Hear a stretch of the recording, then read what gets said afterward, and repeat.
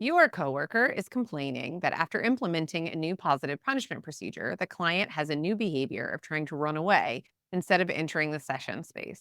This is most likely A, behavioral contrast and should be immediately addressed, B, an extinction burst and should be ignored, C, a result of undesirable modeling and is an expected side effect of using punishment procedures, or D, avoidance and is an expected side effect of using punishment procedures.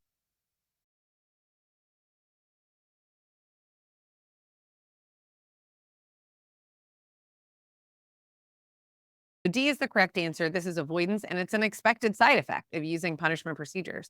Because who wants to be around someone who's doing something unpleasant to them? I mean, this is just the way that it is, right? Like if every time you came here and you asked a question, I was like, no, no question. Would you ask questions very often? And would you want to come here?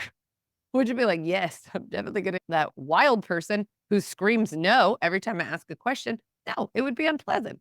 And so, in that same way, when we're using punishment procedures, avoidance of the punishing agent, who is us, if we are the analyst or the person who's working the case, or avoidance of the setting in which the punishment is happening, is an expected part of it. And so, again, if we are trying to make it fun, this is not the way to do it. Punishment procedures do not work in that way. And again, it doesn't mean they can't be used, but it does mean that they need to be used really sparingly.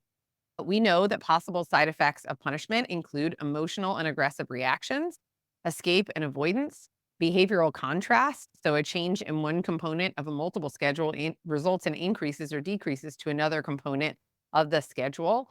Undesirable modeling. If you're yelling at someone to stop yelling, like you're doing the thing that you want them not to do. That's one of my least favorite things that when I am doing parent training when they're yelling at the kid, I'm like, you're literally yelling at them to stop yelling.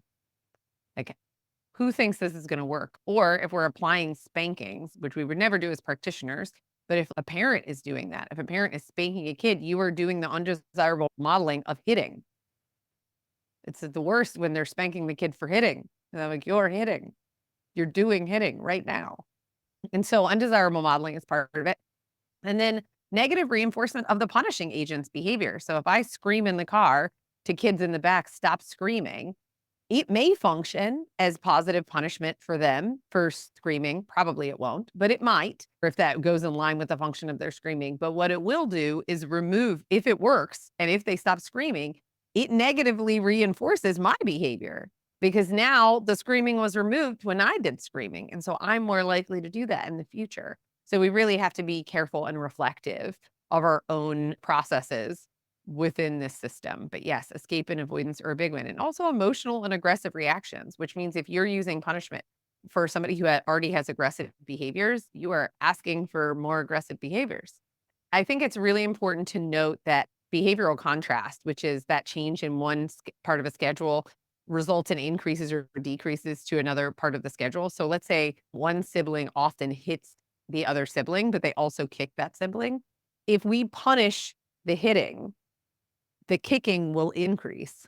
So behavioral contrast doesn't work in our favor if we're decreasing one part of a contingency and not decreasing all of the parts of the contingency or not giving a replacement behavior that accesses the same function. So again, soapbox again, punishment should never be used in a vacuum and it should be used sparingly, if at all.